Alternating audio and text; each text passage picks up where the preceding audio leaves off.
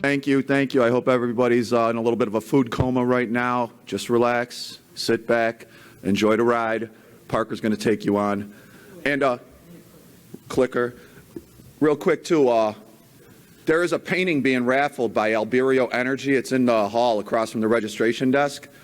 Please drop your business card in there and take that thing home with you. It's absolutely amazing. But Parker Lewis, with his, this is the first time he's done this presentation too, so this is new for all of us. Thank you, Parker, very much.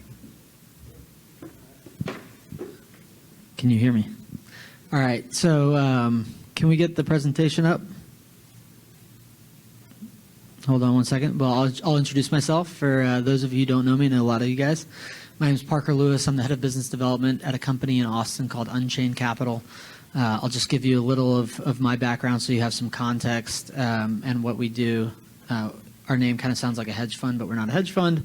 We help people secure their own Bitcoin, basically empower people to hold their own keys, businesses, individuals, generally people that are in control of their own wealth. We work with a lot of miners. But what I do a lot with my time is educate about Bitcoin and educate about why holding your own keys is important when things like Celsius happen or potentially BlockFi. But today I'm going to talk about Bitcoin's strategic importance to Texas. This is more about me being a Bitcoiner than me being a Texan, but I am a Texan and want as many Bitcoin miners and as much power to secure the Bitcoin network and most Bitcoin to be here in Texas. So I'll run through these and then we can get into Q&A. So first I start with people because I think a lot of people might start mining Bitcoin without actually understanding Bitcoin.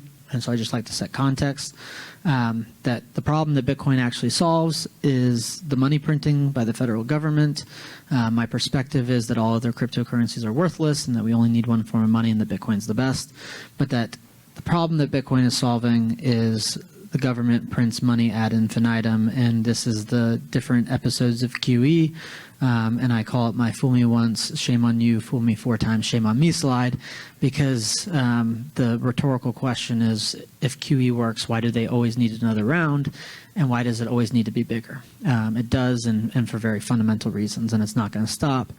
And that's the problem that Bitcoin solves. So to distill down Bitcoin, I tell people, and this is where I get to energy in the state of Texas, is that the whole reason why Bitcoin is valuable is because there will only ever be 21 million. That its fundamental value to the world is that it has achieved finite scarcity without the need for trust. What that ultimately means is that it is a form of money that can't be printed. That makes all other currencies in the world obsolete, in my view. This blue line is the rate of issuance, and that represents a fixed supply, and the orange line is the rate of issuance getting cut in half every 4 years, and that's what creates this asymptotic 21 million supply curve. That is the whole fundamental value of Bitcoin, and the only way it's possible is energy. And so a lot of times people will say Bitcoin wastes energy, and I come back with that someone that doesn't understand why Bitcoin is valuable could never understand the justification for the cost to secure the Bitcoin network. But once somebody understands the value of Bitcoin on a fundamental basis, they will never question the amount of energy that the Bitcoin network consumes, because in my view, energy to preserve and protect the money supply is the highest and best use of money. If we don't have money, and this is what I'll get to, if we don't have good money, we don't have good energy. We don't have reliable energy.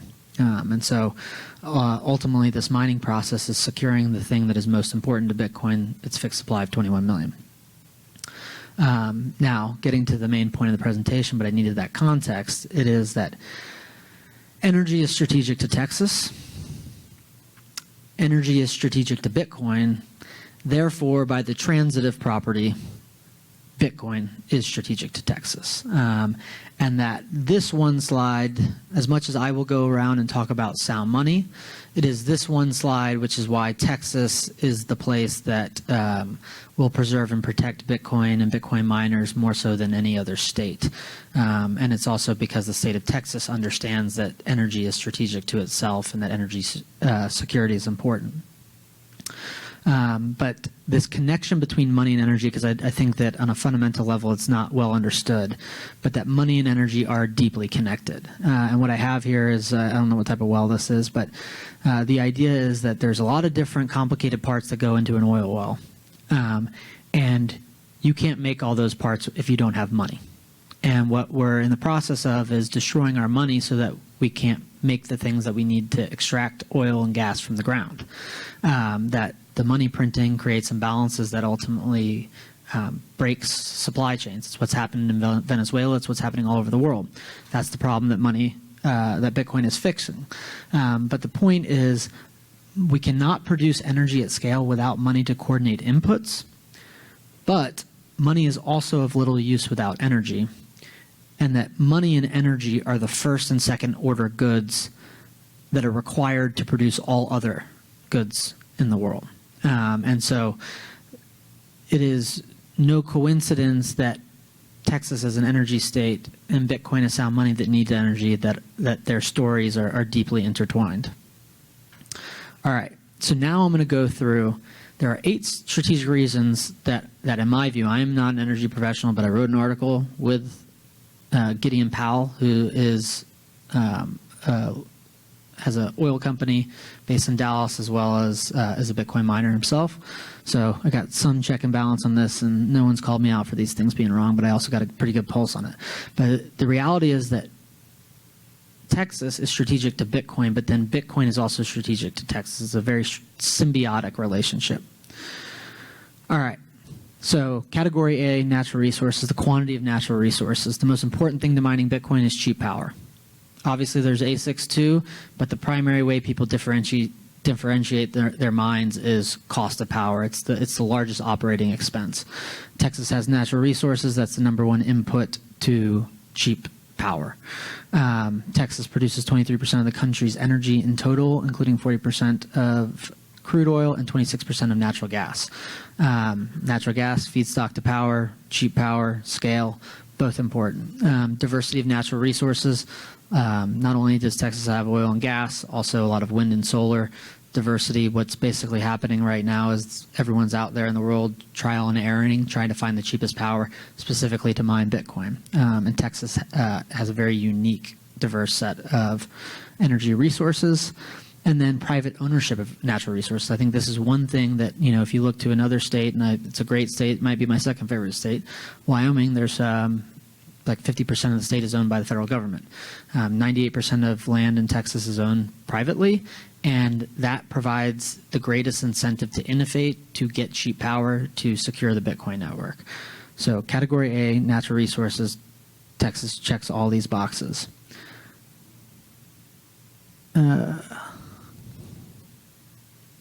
Clicker not working? Okay, there we go. All right, category B, grid and market structure, also incredibly important. So the energy grid, most of you guys probably know this. I figured this out as I got into Bitcoin actually, but that there are 3 grids, East, West, and Texas. And this idea that ERCOT is responsible for managing the Texas grid. Again, Pump Jack Power could explain this to you a lot better than I can, but the reason that Texas is getting it as separate was very intentional, that it does provide less federal red tape, maybe not 100% of federal red tape, but that it was set up in a very intentional way and fought to be protected to make Texas independent, not necessarily as a sovereign, but from an energy perspective, that was very intentional and something that people fought over, not kinetically, but in terms of policy. The deregulated energy market, again, just more free market, private markets being able to go innovate, set up contracts tailored to the needs of Bitcoin miners and the needs of the overall market. The ability to innovate in a free market between private contracts will also create cheap power at scale. And then the regulatory environment. This is a critical one. I don't know how many of you saw the legislation that was put forward in the state of California. Last summer, China banned Bitcoin mining. We still know that there's mining in China, but we've got a company over here, Pool, that actually moved over from China and now based in Texas. Love it. But something similar happened in the state of New York, where the New York state is potentially putting a moratorium on proof of work mining. I think it's passed both houses, but has not yet maybe been signed by the governor into law. Doesn't matter, damage done, right? When someone's building a 300 megawatt mine, someone's going to check me on this, but it's probably something equivalent of $1 billion of capital, somewhere like I'm not off by orders of magnitude. If you were thinking about building something 5 years, 10 years, long-term capital projects, and the New York State is even hinting at, we are going to prevent you from doing this, all the bat signals are, I need to go to a regulatory jurisdiction that is friendly.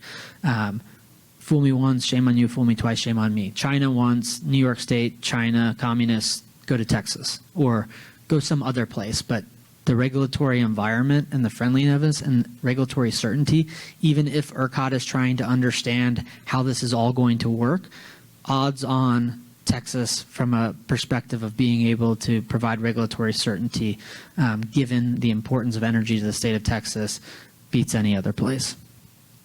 And then category C, culture of the state and of the people. And this is something that is overlooked, but the human capital is really important. You know, like we talk about energy supply chains, I have figured out in Bitcoin, people take money for granted. They also take energy for granted.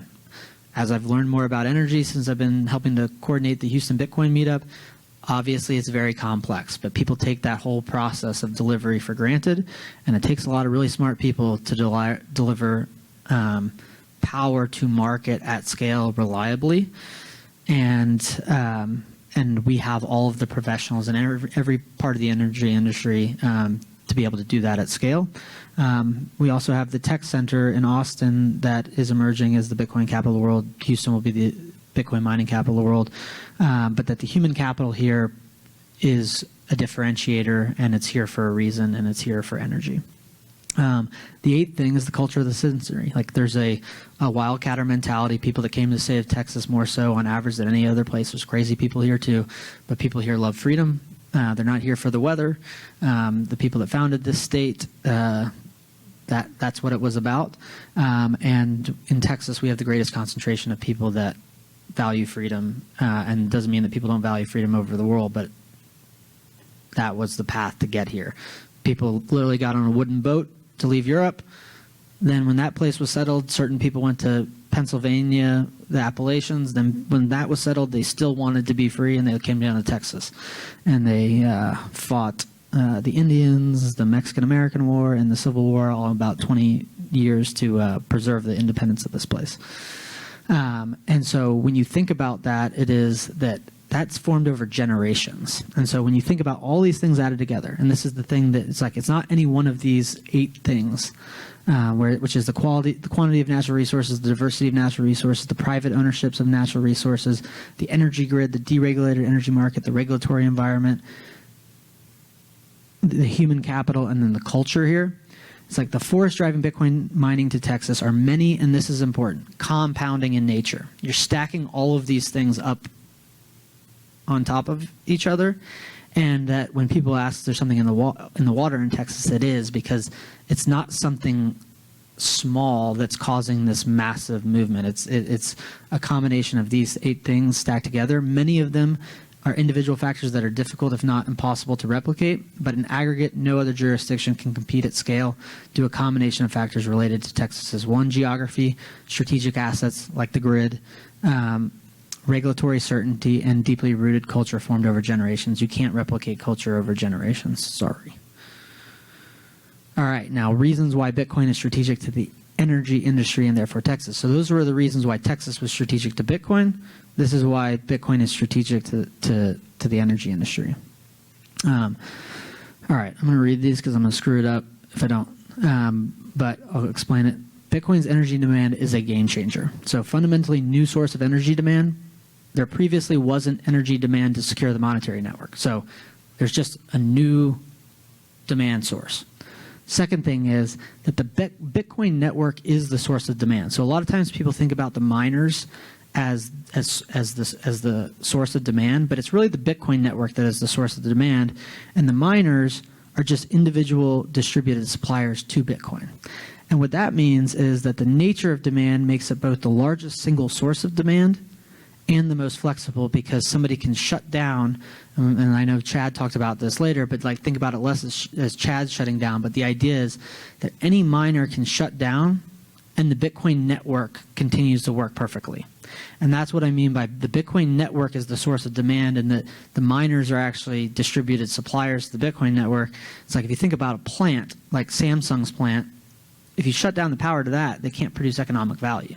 If you shut down the miner that's securing the Bitcoin network, the rest of the miners all over the world or all over the state, wherever they are, continue to function, and the network functioning doesn't change, and that's really important. That's what makes Bitcoin mining and the source of demand being Bitcoin so different. It's both large and flexible. And it's 24/7 demand. So part of it is that individual miners can shut down, but the other part of it is they need it around the clock, and they'll take it around the clock. So it's actually predictable. And that the idea is that Bitcoin miners can be responsive to the rest of the market more so than any other source of demand, and can help balance the total demand for energy in any one geography at any point in time. That applies to the entire world. But in Texas, because we have so much power and the mindset, we'll capitalize on it before everybody else. And that, in my view, Bitcoin will incentivize significantly new power generation with predictable 24/7 demand. That right now a bunch of miners are coming on adding demand, but that the generation and supply will follow. That when more people figure this whole thing out, they will say like, oh, you're going to take my power 24/7 and you're supplying to the Bitcoin network that needs it 24/7. As I understand Bitcoin, I will fire up more power generation to support Bitcoin. And that has a significant impact, because the combination of more generation, more base load, and greater flexibility, that it will do a combination of things. Stabilize grid, stabilize price, which are different things I learned from these power people, and reduce the price of power overall. And that's over the long term. If you are making a lot more power to support the Bitcoin network, and you can offload that power to the rest of the market that has more acute needs at any point in time, that's going to drive down the cost of power. So more, cheaper power equals human flourishing. And that is strategic to us. Bitcoin's energy incentive is also a game changer. So this is an idea. So that's kind of more talking about the grid dynamic, but then this idea of off-grid. Through Bitcoin, there now exists a demand for and an incentive to develop energy resources with the ability to export those resources to the rest of the world with merely a reliable interconnection rather than a pipeline, shipping lane, or transmission line. Developing energy resources is not necessarily the same as developing power to support a grid, but that Bitcoin also supports and induces and incentivizes the ability to go out, and Justin was talking about this before, maybe someone might not have drilled a well for the purpose of mining Bitcoin just yet, though people will, I'm sure. But it's a way to deal with, it's not economical for me to build a pipeline, that they can generate power right there. All you need, the way that Bitcoin mining works is very energy intensive. It's not very data intensive. You're actually sending very little data transmission. It's not like Netflix. It's all work on site, send a little bit of data off. You just need a reliable internet connection. You don't need like heavy bandwidth lines for high volume traffic. But that Bitcoin power demand equals, it's like, think about this, it's global and international is 24/7 versus all other sources of power demand are local and intermittent. And that Bitcoin's power demand equals no more stranded energy. So it's solving both the problem on the grid to make power cheaper for all of us, and it's saying, hey, that resource over there that you couldn't develop economically, yeah, go develop it and export it to the rest of the world, because you don't have to get it on a pipeline or to a refinery and then on a boat and ship it some other place in the world. Sell it to the rest of the world by converting it to power right where you are, because you're selling that power to the Bitcoin network. Now, Bitcoin incentives. More energy development, more power, cheaper power, Bitcoin incentives, more jobs, more economic activity, larger tax base, more energy security. Ultimately, Bitcoin incentives equal Texas incentives. And this is coming to that point, that Texas, it's not just that Texas is an energy state. Texas as a state, and the people in the state house, they understand that energy is core to our economy and to our security.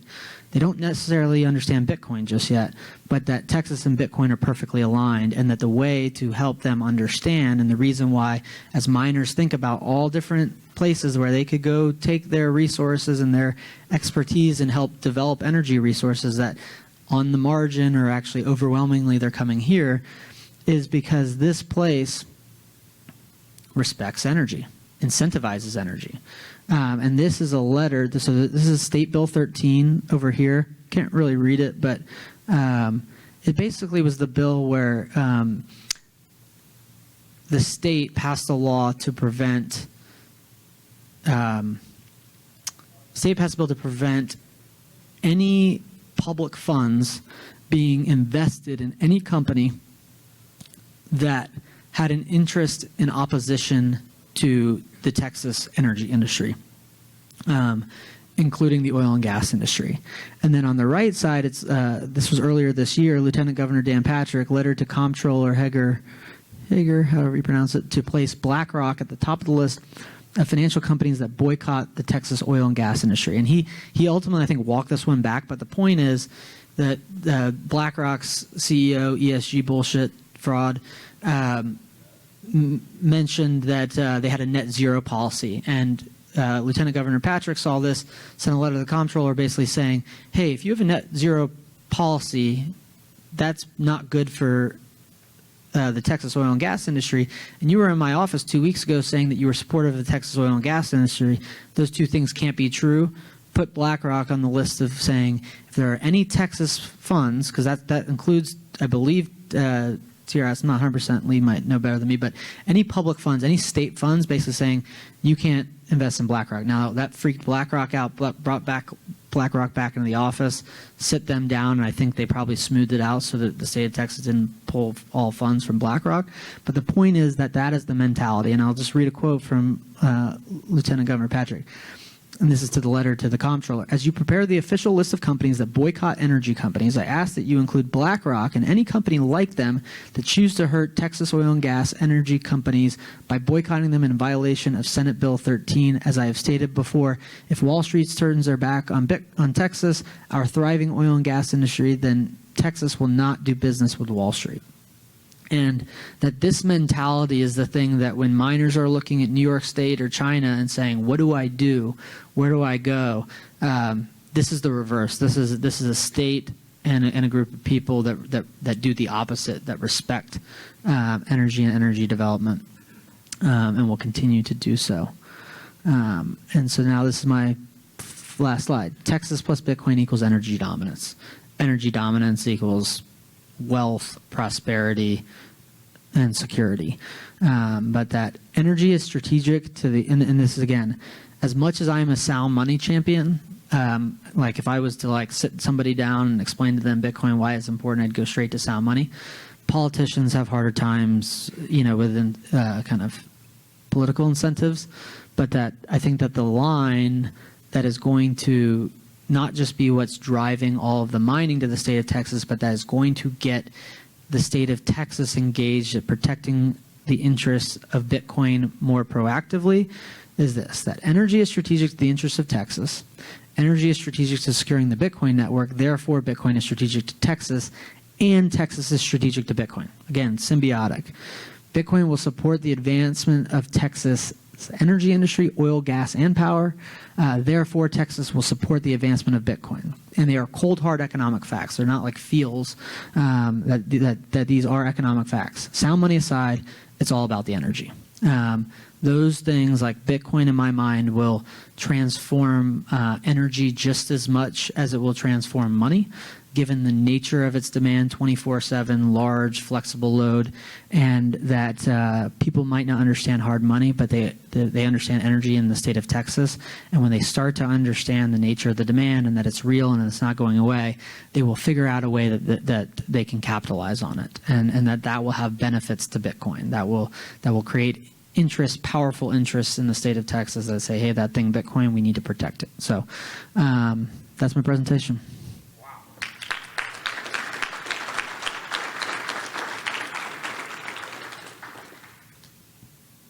Any questions?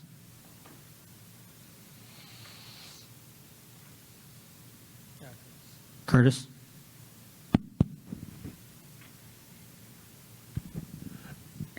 Parker, how do people who want to get into Bitcoin mining but don't know Bitcoin fundamentally in their heart, how do you speak to them? Do you have a message for the Bitcoin miner who doesn't yet have the fundamentals of Bitcoin? I think it depends on what they actually look like. If they are an energy professional, if they're in the oil and gas business or in the power business, it's connecting to what they do, and that it is ultimately something where I go back to what you do is very complicated.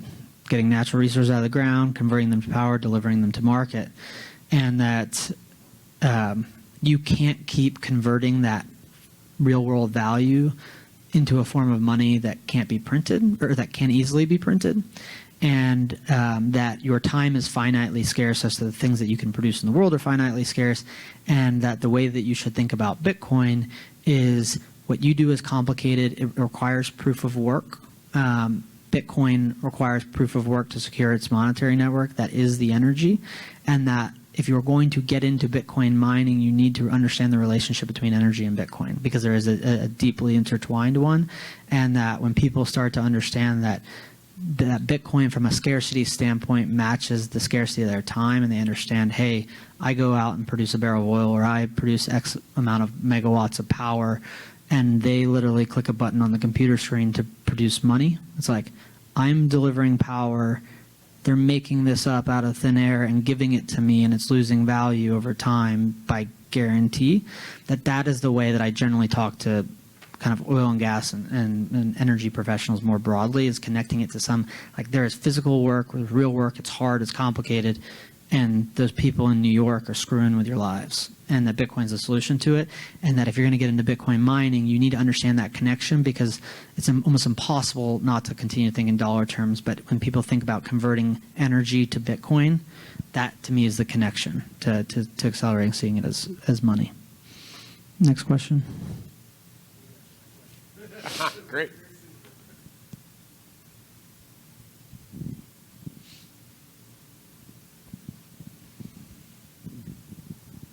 Okay, I can tell you what we do just quickly, if we got a little extra time. Okay? You said that you work with miners. What do you do to help miners?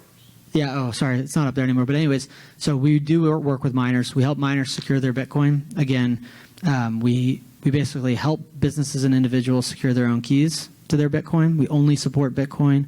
So we help on the education side. I educate personally, but that custody is the foundation of our business. So if a miner doesn't want to, say, have their Bitcoin sitting at a Coinbase, or if God help them not Celsius or BlockFi, that they can take possession of their own wealth, their balance sheet treasury for a company, or their personal wealth. And what that ultimately means is that no man, woman, bureaucrat, judge could prevent you from accessing your money. That's a very powerful thing. That's what we help people do. And then people that value us on the custody side, or help with custody, then we help them do everything else: buy, sell. We lend against Bitcoin. We have an IRA, those things. So, but yeah, that's what we do. You can come find me after if you're interested. Joel? Yeah, Parker, I often talk with young people, whether it's oil and gas or in school and stuff like that, and they ask me, how can I get involved? I often send them some resources. What's your recommendation on good sources of information so that they can do their deep dives, get their arguments straight, and figure this stuff out? I always recommend the Bitcoin Standard as a number one, and then I've got a series called Gradually Then Suddenly on the interweb, and that kind of gets into the same fundamentals of Bitcoin, but kind of more tailored to specific common questions that come up for people. Like when people say Bitcoin does not, or Bitcoin wastes energy, I've got an article that's Bitcoin does not waste energy, and why, or that Bitcoin's too volatile to be money, why Bitcoin's not too volatile. So I kind of that's a resource, and then but I also tell people that they just have to, they got to dive in and kind of read. There's no shortcuts. You gotta learn, and the hardest thing to understand about Bitcoin is understanding what money is. I got one, Parker. Yeah. And I might be teeing you up here, but how do you think the energy crisis that we're dealing with right now really around the world, obviously. How do you think that is going to impact, along with the economic conditions breaking down, the ESG narrative that we've been dealing with for the past 10, 12 years? Yeah, so this has been a fun one because I kind of came into like being more focused around the energy industry and from the Bitcoin side, and started helping to run the Houston Bitcoin meetup about a year ago. The next one's next week. If you live in Houston, you should come. But coming from the outside looking in, it like a lot of the people that come to the Houston Bitcoin meetup are energy professionals, oil and gas, and it was just like everyone was like beat down, just like almost absolute capitulation. And that it's tied back to that idea of if you understand the value of Bitcoin, you'll never question the amount of energy that it consumes to protect a fixed supply. Once you understand how important that is, that the Bitcoiners are like, no, like you got to reject all this stuff. Like we need all of the reliable power because like connecting this idea that sound money and reliable energy are the two most critical inputs to a prosperous society, that I think that it's like twofold. It's the idea that like people are seeing inflation, and that inflation is in one way it's the money printing, but it's also the broken economic incentives at a much deeper level that the money printing creates. It causes economic imbalances. It creates charades like carbon tax credits and carbon offsets and those things that you're kind of like busy like doing a bunch of things, but you're not delivering goods and services to the real world. And so like when people start seeing power bills at 10 cents a kilowatt rather than 5 cents a kilowatt, and people start seeing gas at $5 rather than 76 cents when I was a kid, that's funny. Like it's like ridiculous. Like, but people are feeling that. It's like it shows that it was all fraud because it was all virtue signaling. When push comes to shove, they want cheap power, and they want to drive around in whatever car they want and not pay $10 of gas in San Francisco. So it exposes the fraud. It makes people observe like, hey, what do we care most? Protecting ourselves and self-preservation, and we can care about the planet at the same time, but not at the consequence of a global famine and not being able to put food on the table. And at the same time that they're coming to those cold hard economic facts and realizing that all this things that have been sold around ESG was just virtue signal, and that it was truthfully, in my opinion, it's all about BlackRock making more money. Like BlackRock does not give a shit about the environment. They just had a sales strategy, and it was called ESG, and then they made SAPs think that they should care about it, like propaganda 101. But at the same time that all of these people are figuring out the cold hard economic facts of what higher gas prices and higher electricity bills means to their day-to-day lives, they're going to figure out Bitcoin. Because Bitcoin is the solution to that.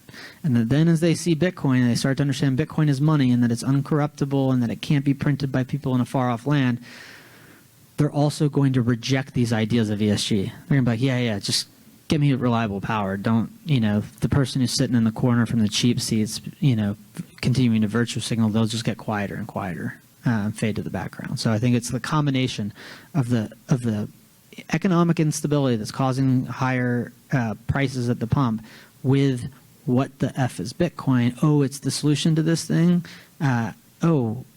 We need energy to secure this thing, and this thing's really important. Cool. Like, I'm on board for that. So if someone says that we should virtue signal and put our lives at risk, we'll not do that again. So I do think that Bitcoin will tear down the whole ESG fraud.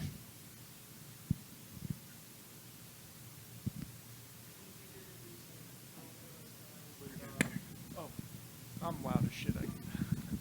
What do you think are going to be some telltale signs coming up, just economically between money printing, credit spreads, that you could really start to see some of the current fiat cycles start to crack?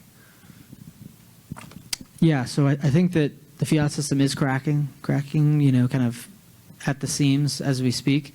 I think that one of the things this time is that people remember 2020. They remember what happened. The market is essentially front running. And the problem with what the current economic system is. It's not just the money printing, it's the manipulation of the money supply either way. And so they, over the last 2 years, I presume many people in this room are more familiar with this with the average population, but over the last 2 years, 2.5 or so, the Federal Reserve created $5 trillion new dollars. Base money, not new credit in the system, just clicking button on the screen in New York and $5 trillion out to whoever they deem to allocate it out to. That's a problem. But then when they start to take the money out, that's also a problem. It's the change. And so what they are doing now is starting to take a very small bit of that $5 trillion out, and because the market remembers what happened in 2020 when they did this, they're all just hitting the exits. And so it's like the tail wagging the dog phenomena, where the market is going to drive the Fed. So the Fed's basically going to break financial markets, break credit markets, probably more than anything else, what's creating this down trough in Bitcoin. Because in Bitcoin, it is the solution to this dollar problem, but it's still less than $1 trillion. The global financial system is $400 trillion. So while it's the solution to it, and Bitcoin is truly the only thing that is uncorrelated, because it's the only thing that's actually competing with the dollar or the euro or the yen, it's not independent from it yet. None of us are independent from the dollar. We all depend on it to get gasoline.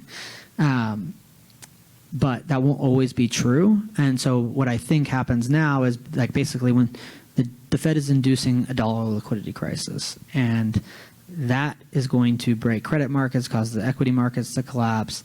It's not going to create more oil and gas. It's not going to create more power. So it's going to actually exacerbate inflation. And then when the Fed realizes that it's broken financial markets, they're going to have to print more money than they've ever had to print before. And that's why Bitcoin exists. So I think that probably plays out over the next month or two. That quickly? I mean, I think that like the way that the market is, that it's on the verge of breaking. So it's impossible to predict exactly when the market breaks. But you can see it, and you can see it in the credit markets more so than anywhere else.